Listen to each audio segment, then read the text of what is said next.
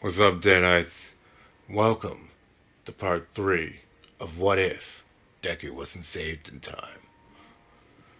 It's been about a year since the last part, and Mikosa was considering taking Night Eye up on that deal. They would leap at it if not for one thing: Bakugo. Katsuki had been a good friend to them, and Mikosa couldn't just flat out abandon him. They'd probably do that over time. One big change is that Night Eye is married to Inko. Not really a big surprise there.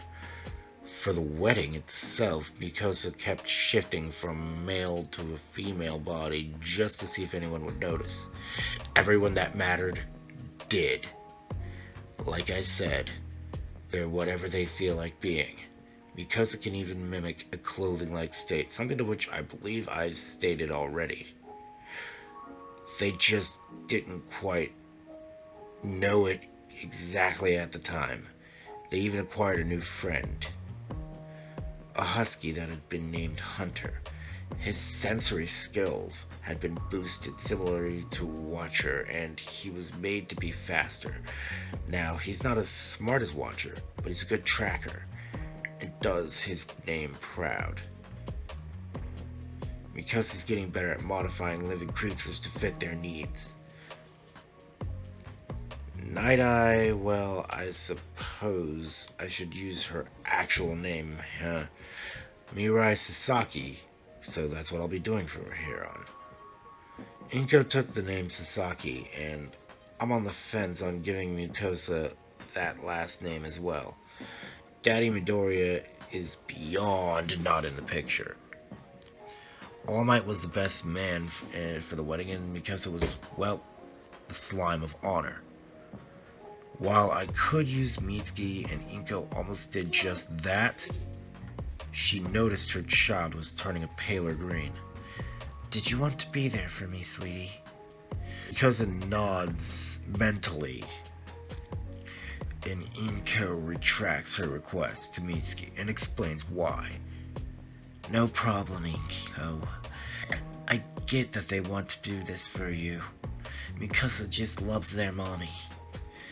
Mikosa is currently blue, without the benefits of what that usually means. They're focusing on really hard on not freezing anything. You heard that right.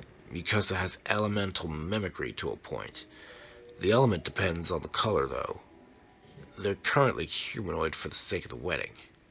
Mikosa ate before the wedding since, well, as you know, raw materials or pre-processed as in, well, do I even have to explain that one? Foods work better. It was a traditional Japanese wedding, so Mikosa looked like they were wearing a yukata. Like I said, they can mimic clothes, or more accurately, a clothing-like state. There weren't any parents to honor, so Mikosa and Toshinori got that honor. They even let Mikosa have a sip, well, a whole lot more than a sip, of sake, since it doesn't really do anything to them. That little tidbit was discovered after they consumed some, well, juice turned cider, if you catch my drift. Mikosa, my sweet child, ever since you entered my life, I began to care for you a great deal. It is on this day that I to say that I love you as if you were my own, and I would like to make that official today. Will you have me as your other mommy?" Mirai was holding on to Mikosa, who had slinked into blob form and was currently a very luminescent blue. They were extremely happy. They were slightly chilling to the touch, but it was slightly hot today, so that's okay. It was a very touching moment. Now we're going to jump to the final year of primary school, and for, well, it's Japanese school system, I believe that's the 6th grade. And, oh wow. Well, my current school system now, at least in my city, does that too. Well, oh well. Back to the point, less rambling. They decided to stick it out and just go homeschooled for middle school. Inko and Mukosa were coming back from the market when some idiot decided to try to mug her.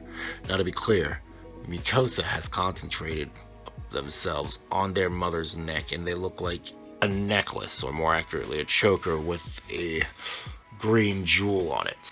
To be clear, this is not all of Mucosa, merely a small split. Keep that in mind, y'all. This guy doesn't know what Inko can do to his mind thanks to the constant training she's been doing with Mucosa. And while it would be fun to have her utterly break him, I'm gonna do something far more terrifying. Before the thug can even use his quirk, Mucosa makes a paper-thin slice on dude's cheek. He didn't even notice, and he isn't bleeding visibly. Don't bother restraining him, Mommy. I'm gonna try something. All it took was that one slice, and there was now a small piece of Mucosa in him. Said piece began to feel around. Liver, kidney, lung, spleen. Oh wow, I think I found his nervous system. There's his brain. Let's shut that down. For now, at least. With that, Mucosa kept shutting his body down bit by bit by combining their two quirks. Yes, I said two. I know technically three, but in this, One for All is acting as more of a booster. The thug began to convulse and eventually hit the floor. Mucosa reclaimed the sliver of themselves from the thug. That was terrifying. Mucosa could slip into someone and start disabling organs and motor functions. What have I created? Back to the story. Inko and Mirai scold their child, but Inko praises Mucosa over their psychic link. With that scary factoid out of the way, let's jump to when the sludge attack would have been. At this point, All Might doesn't have much time. He can be in buff form. I'm sure some of you saw this coming, so, well, here we go. Uncle Toshi, is it my fault that this is happening to you? I mean the decrease in time. All Might sighs. No, dear child. It's an after effect of both my wound and you being so capable of using One for All. I don't know how much time I have left in the world of heroes, dear Mucosa. I should probably state that Mirio is here as well. He lives with Toshinori and does work as his sidekick. Yes, I know I'm being very generous with how much time Toshinori has. However, thanks to Mirio being older in this, he doesn't have to work as hard. However, Mucosa, I am done. I'm certain of that now, looking into myself. I reached for One for All and got nothing, I'm certain. That's right, his body went back to Small Might. What little flame of One for All that was within me has been extinguished. Mucosa was speechless. Come on, All Might. Let's defeatist talk. Mirio tries to cheer up his friend. Before All Might can even say anything else, Mucosa leaps into his mouth. Not a drip of them remained. It was time for what they had been practicing on their companions for. Now that One for All had left All Might completely, they could get to work. All Might was writhing in agony, but Mirio wasn't worried. He's seen the process before. That's right, y'all. Mucosa is modifying All Might. Heavily. Just to be clear, like I said, this is gonna take some time. He's in Small Might form. It's just gonna take a lot of time. For this whole scene, the wound slowly disappears from his body. and its body buffs out. Not to his usual buffness, however. I'm gonna say he has Saitama level body now. When Mikosa exits his body 24 hours later. Yeah, that you heard me right. 24 hours. Mikosa modded Toshinori so heavily that it took a full day to do it all. And at a certain point, Inko had been called by Mirio to mentally restrain Toshinori. Normally, Mikosa would be able to just slink out, but I'm gonna say that Toshinori vomits him out violently. That's right, he vomits them out of him. Like, it's not pretty. I'm gonna say that it's so bad that were this animated, it would be censored. Both of Mukosa's mothers were sitting on the sofa. So you actually went ahead and did it. How strong is he anyway?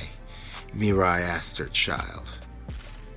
Mukosa was so tired that they couldn't answer. It was Inko's turn to feel for them. She could feel their mind, but could tell that they were in a dreamlike state. Don't worry, honey, our child is fine. They're just tuckered out. My guess is the level of modifications that had to be made on Toshinori were so vast and expansive that it took every ounce of Mikosa's concentration and energy just to do it. They're just out cold. Inko scoops up her child and gently places them in a vat. Now it was time for Inko to pass out.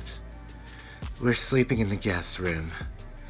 Inko may not have done as much work as Mikosa, but restraining Toshinori took some effort, and she could go for a nap.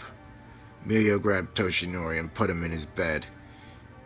Mirai went to check on her wife and child a few minutes later to see something utterly adorable. Inko was sleeping while holding on to Mikosa. They were being the ultimate body pillow. There was a thin plastic surface for Mikosa's comfort, however. Needless to say, she took a picture and made it her wallpaper. A thought of her first year with them came to her mind. Mirai was sitting on the couch, drinking beer with a concerned look on her face. This is when Inko walks in to notice her fiancé at the moment had quite a few more than usual. What's wrong, honey? Inko asked Mirai, who hadn't crossed her tolerance level quite yet. Mirai turns to look at Inko in tears. Inko, the first few times it happened, I thought it was coincidence. But now I'm certain. I can't see Mikosa's future at all. Foresight won't pick up anything involving Mikosa, and that terrifies me. Inko wraps her fiancé in a hug and wipes her tears away. Those tears are proof that you consider Mikosa to be your child. It is the fate of all mothers to worry for their child. And you said it yourself. You're not all-seeing. Welcome to the joys and pains of motherhood, dear. They kiss, and Mikosa opens an eye of sorts. Now I'll state it here since I'm not sure if I did in part 1. The eyes they make are purely for show. Their sight is from the membrane, so their entire body and focused with their psychic abilities. Mikosa is the ultimate 360 camera. All jokes aside, Mikosa continued to fake their sleep long enough to let their mommies finish their display of affection before running to the room, and a shield was placed in that area. I don't think I need to tell y'all what's going on there, but Mikosa doesn't know, obviously, but at that point, since, remember, this is a flashback from the first year of being together. So that would put Mikosa at somewhere between the first and second grade. But they know that when their mommy puts up a barrier like that, that the Mucosa is given permission to leave the house so long as the destination is either All Might's pad or the Bakugo household. Mucosa did the usual motion with Watcher, and Watcher flew out the controlled window. And yes, I censored that word to prevent triggering your smart home devices. Now, back to the present. Mucosa wakes up a few hours later and slinks into the room with Inko. Toshinori still hasn't woken up. That's when Inko and Mucosa look at each other and give Toshinori a psychic shock to the mind to wake him up. Ah, Sleeping Beauty is awake at last. Mucosa howls. Toshinori looks at Mucosa, then runs to the bathroom. After draining the lizard, he noticed himself in the mirror. He looks like himself again, however, his overly bulky muscles had been exchanged for a more lean and toned look. He also noticed his wound was gone. Toshinori ran back to Mucosa. "What have you done, child?" Toshinori said, not in anger or fear, but curiosity. He trusts Mucosa entirely. Mucosa was just chilling next to their mothers and was enjoying the attention. It was time for Mucosa to tell everyone other than Inko what they had done to Toshinori. She knew full well what was done since she was scanning while restraining Toshinori. Mucosa began to explain. "First off, I've repaired that wound of yours. No more ridiculous weaker form and spewing blood for you. What you see here is your base form. That's comparable to about 20% of One for All. And I've basically given you a quirk as well." Mucosa had been inside a few humans and had isolated and learned to recreate the genome that generates quirks. Before you ask, all of Mucosa's test subjects were willing. Well, all the ones that mattered anyway. One of such willing subjects was Katsuki Bakugo. I'll get into his modifications later because, yes, some modifications were made to him. But this is about All Might living up to his name again. Modifying pre-existing strengths and giving someone a quirk were in two different ballparks, but the former had to be done in full before the latter could even be attempted. "So you're saying I have a quirk now. What is it exactly?" Now, everyone here knows what it looks like when Mucosa is smiling, and right now, they are a very bright and vibrant green. Just like One for All, in your case, not mine, it's an enhancement style quirk for your speed and strength, and your senses if you can learn to use it properly. I call it 100-fold. And with it, you'll be able to use power comparable to about 75% of what you could do with One for All. Say what you will, but those two numbers are no laughing matters. 20% as a base form and 75% as a maximum is impressive. All Might would flex his abilities in his training in the hall that was built into the building at his behest, and was both impressed and saddened.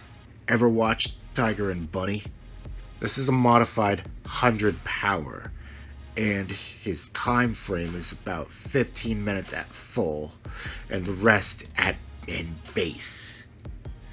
All Might was truly back in the game.